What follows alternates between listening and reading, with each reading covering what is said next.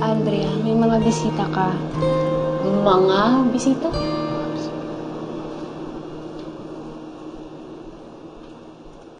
Tita Andrea!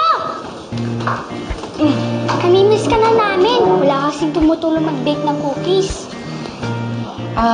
Oliver, mamaya na lang natin ituloy yung pinag-uusapan natin. Okay lang? Sure ka? Okay ka lang dito? Okay lang ako. Kaya ko to. Sabi mo, kids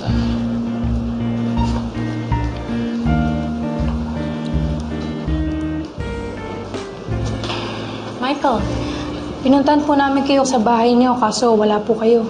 Hindi naman po namin alam na lumipat na po pala kayo. Bakit ba kayo nagpunta dito? May problema ba?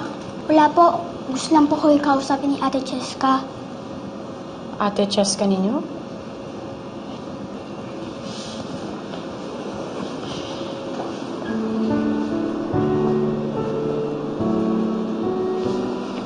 Huwag mo sabihin nahihiya ka pa. Nandito na tayo. Yung pride kainin mo na, ha? Sabihin mo na yung gusto mo sabihin.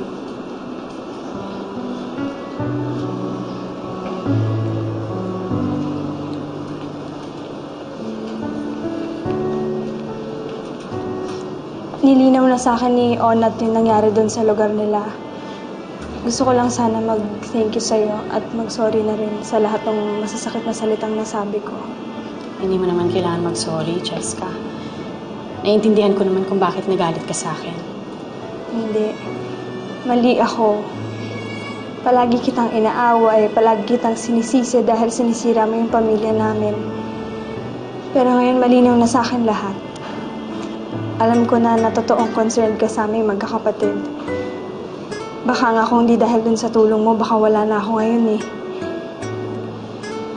Kaya I'm really, really sorry, Tita Andrea.